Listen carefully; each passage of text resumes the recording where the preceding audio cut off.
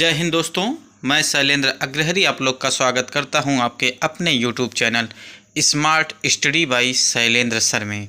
दोस्तों, जैसा कि आप लोग जानते हैं, हम लोग सॉल्व कर रहे हैं TGT PGT नेट JRF के जो प्रीवियस ईयर के प्रश्न हैं उन्हीं को देख रहे हैं। आज हम लोग देखेंगे जून 2011 में द्वितीय प्रश्न पत्र जो हुआ था उसके बारे में देखेंगे। दोस्तों, आज का पहला क्वेश्चन है दोस्तों, महाप्रभु वल्लभाचार्य के शिष्यों का वृत्तांत है।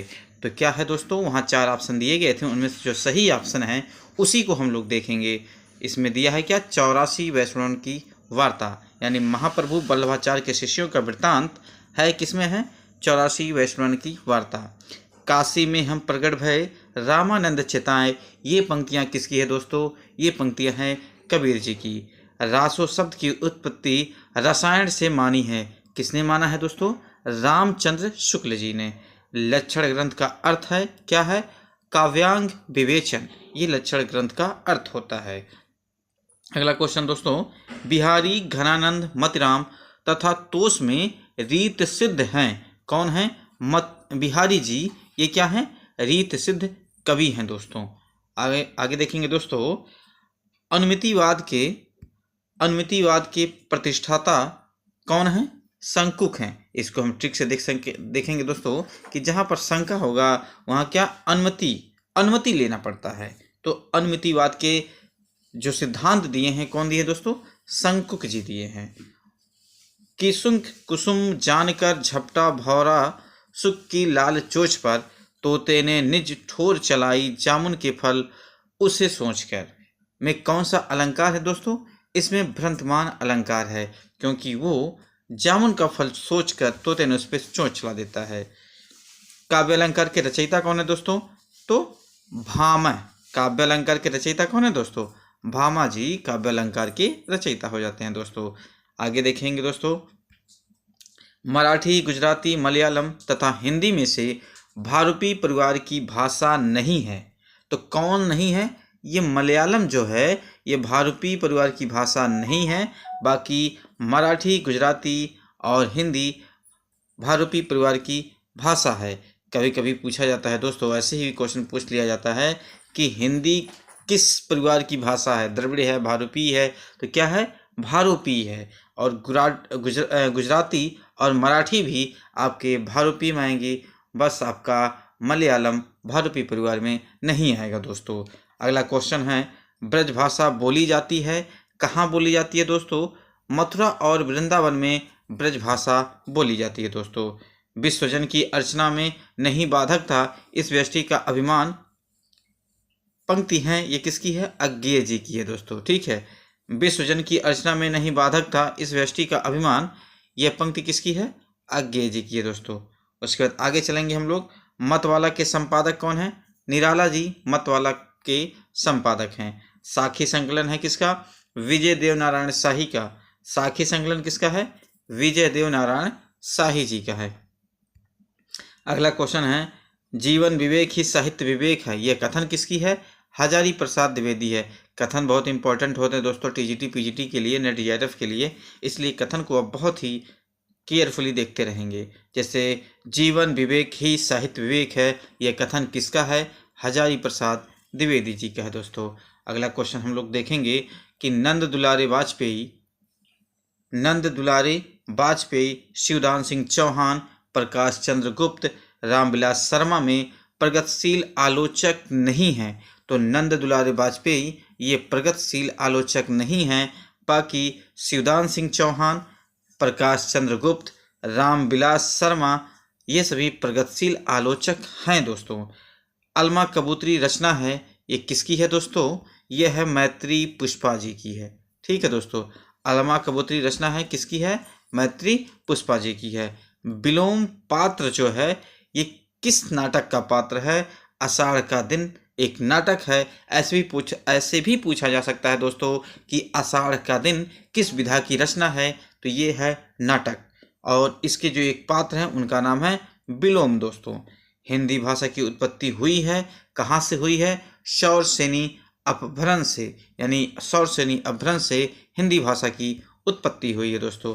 आत्मकथा है, अर्धकथानक दोस्तों जैसे कि 4 ऑप्शन दिया गया था, तो उसमें से एक ऑप्शन अर्धकथानक था। ये क्या है? आत्मकथा है। इसी पर आपको टिक लगाना था दोस्तों। आगे देखेंगे दोस्तों कि चितवन की छाँय निबंध संग्रह के रचयिता कौन है? विद्यानिवास मिश्र। विद्यानिवास मिश्र ये चितवन की छाँय एक निबंध संग्रह है, उसी के रचयिता है। ऐसे भी पूछा जा सकता है क्वेश्चन में कि चितवन की छाँय किस विधा की रचना है? तो क्या है ये? निबंध संग्रह है दोस्तों। आगे चलेंगे दोस्तों। आगे है कालक्रम के अनुसार चतुर्सेन शास्त्री के उपन्यासों का सही अनुक्रम है। क्या है? चतुर्सेन शास्त्री की, अब देखिए दोस्तों, ये जो चारों दिए गए हैं उपन्यास हैं, क्या क्या दिया गया है? हृदय की परख, हृदय की प्यास, अमर अभिलाषा, आत्मदाय, ये सभी उपन्यास हैं। क्या क्या? और एक किसके हैं? चतुर्सेन शास्त्री जी के उपन्यास हैं।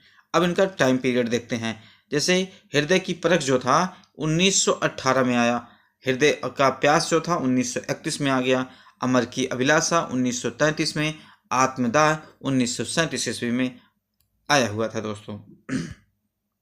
कालखंड की दृष्टि से कहानियों का सही अनुक्रम, अब देखिए ये सभी जो हैं कहानियां हैं। जैसे ग्राम एक कहानी है, कफन एक कहानी है, डिप्टी कलेक्ट्री एक कहानी है, पाल गोमरा का स्कूटर भी कहानी है। अब देखते हैं ये कब आया हुआ था, यानी कि ग्राम 1911 ईस्वी में इसकी रचना हुई, कफन का 1936 में, डिप्टी कलेक्ट्री 1956, कफन 1936, डिप्टी कलेक्ट्री 1956, पाल गोमरा का स्कूटर 1997 में हुआ था दोस्तों। अब नीचे देखेंगे इस नाटकों के बारे में। अब देखिए ये नाटकों का सही अनुक्रम है, तो भारत दुर्दशा क्या है दोस्तों? एक नाटक है, राजश्री भी एक नाटक है, कोणार्क भी एक नाटक है, खुजराहों का शिल्पी भी एक नाटक है दोस्तों। भारत दुर्दशा जो है ये एक नाटक है, कब आया था? 1880 में, राजश्री 1915 में, और कोणार्क 1951 में, खुजराहों की शिल्पी 1970 ईस्वी में आया हुआ था दोस्तों। आगे चलेंगे दोस्तों। काल क्रमानुसार ग्रंथों का सही अनुक्रम क्या है? ईसा पूर्व द्वितीय शती से लेके द्वितीय ईस्वी तक काव्यालंकार, काव्यालंकार।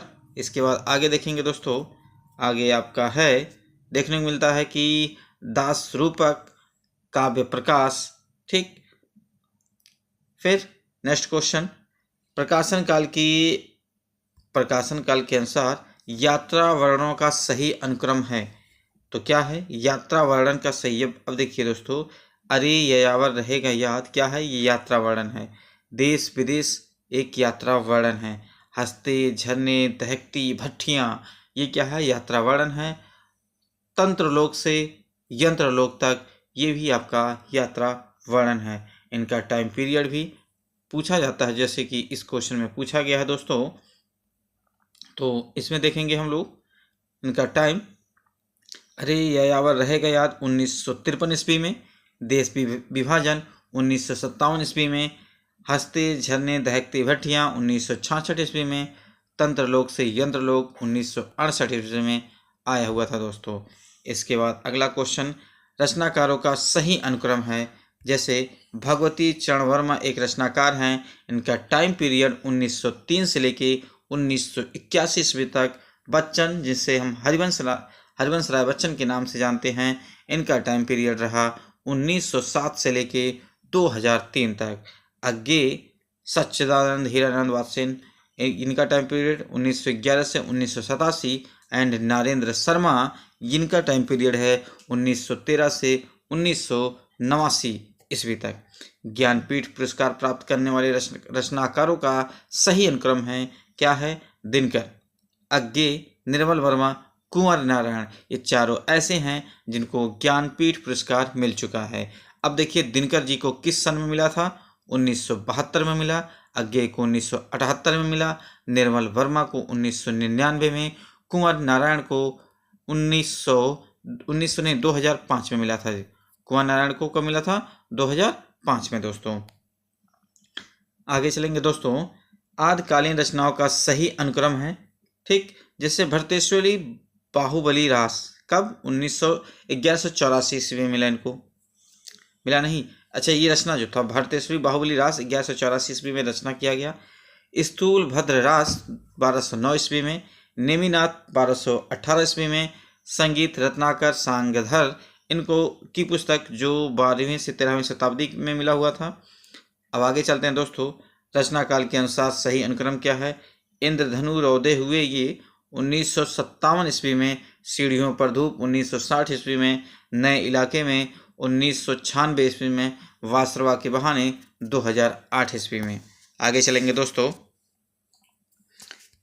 आगे दोस्तों हम लोग देखेंगे कि काव्य लक्षण और प्रतिष्ठापक, काव्य लक्षण और प्रतिष्ठापक, जैसे शब्दार्थ सहितो काव्यम, इसके प्रतिष्ठापक थे कौन? भामा जी। ठीक है। उसके बाद शरीर तौर दृष्टार्थ व्योच्छिन्ना पदावली, इसके प्रतिष्ठापक थे डांडी जी दोस्तों। ठीक। उसके बाद नेक्स्ट क्वेश्चन आता है दोस्तों। नेक्स्ट क्वेश्चन हो जाएगा आपका, क्या हो जाएगा? रमणीयार्थ प्रतिपादक शाब्दिक काव्यम, इसके हैं पंडित जगन्नाथ, पंडित जगन्नाथ। और वाक्यम रसात्मक काव्यम, इसको लिखते हैं, इसके प्रतिष्ठापक हैं विश्वनाथ जी। दोस्तों 2-3 बार वीडियो को देखेंगे तो आपके माइंड में सब कुछ बहुत अच्छे से फिट हो जाएगा। आगे चलेंगे दोस्तों। अभिव्यंजनावाद, इसको कौन दिए हैं? क्रोचे जी दिए हैं। अंतचेतनावादी यथार्थवाद D.H. लॉरेंस। ठीक है। स्वच्छंदतावाद वर्ड्सवर्थ देते हैं इनको। संप्रेषण रिचर्ड्स, ये इनसे संबंधित है। आगे चलेंगे दोस्तों। निबंध और निबंधकार, कुछ कृतियां हैं और सामने उनके निबंधकार के नाम लिखे गए हैं। जैसे प्रिया नीलकंठी, इसको लिखने वाले कौन है दोस्तों? कुबेरनाथ राय जी। ठीक है। प्रिया नीलकंठी को लिखने वाले हैं कुबेरनाथ राय जी। ठीक। भीष्म को क्षमा नहीं किया, भीष्म को क्षमा नहीं किया, इसको लिखे हैं कौन? हजारी प्रसाद द्विवेदी जी दोस्तों। कौन? हजारी प्रसाद द्विवेदी जी।